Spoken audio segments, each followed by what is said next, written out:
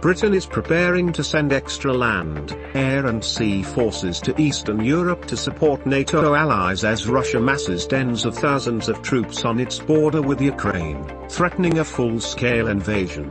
US allies including France, Germany and Norway remain hopeful that some kind of diplomatic compromise can be reached.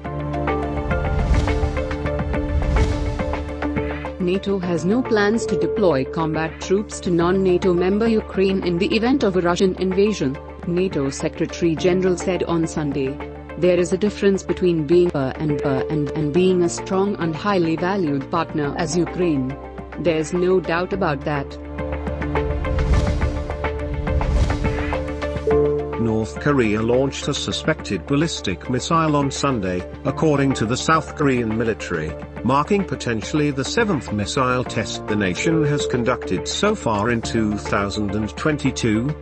Last week, North Korean officials said the country was considering resuming nuclear and missile tests, citing concerns about the US hostile policy and military threat. French President Emmanuel Macron has told his Iranian counterpart Raisi that a deal lifting sanctions on Iran in return for curbs on its nuclear activities is still possible, but talks need to accelerate. Several months after the resumption of negotiations in Vienna, he insisted on the need to accelerate in order to quickly achieve tangible progress in this framework, it added. Israeli president arrived in the United Arab Emirates on Sunday on the first such visit, seeking to strengthen Gulf ties at a time of heightened regional tensions as world powers have a nuclear deal with Iran. The two Gulf nations and Israel share common concerns about Iran and its allied forces in the region. Taiwan Vice President used his final day in the United States to repeat an accusation that China blocked the island from obtaining COVID-19 vaccines last year, and to thank the U.S. role in donating the inoculations.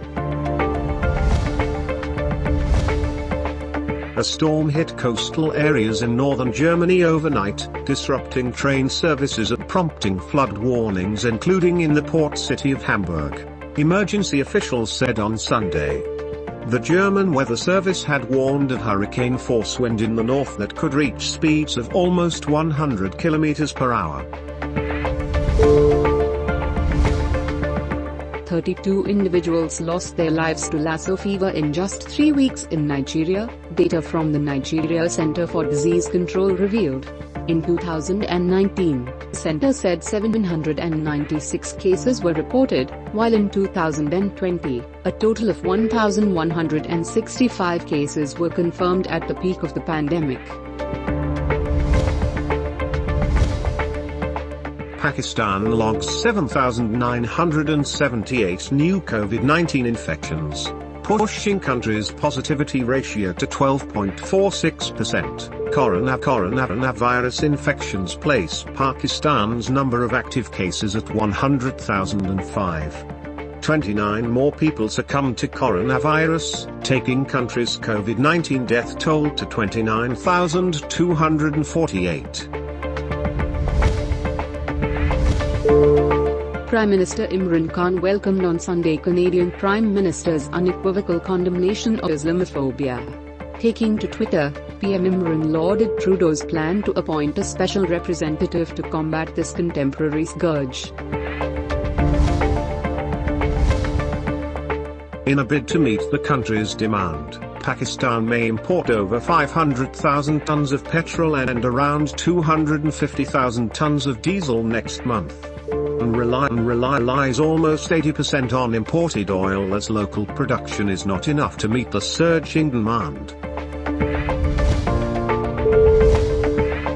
Popular Pakistani film and television actor Hanua Amir has been appointed the brand ambassador of Peshawar's Army for the 7th edition of the Pakistan Super League. Taking to Twitter, the PSL franchise said, "We are pleased to continue our association with Hanua as Army's brand ambassador." China's next 5 years in space may be even busier than the previous 5.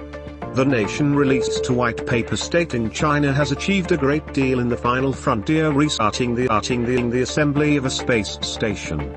Now, China will integrate space science, technology and applications while pursuing the new development philosophy.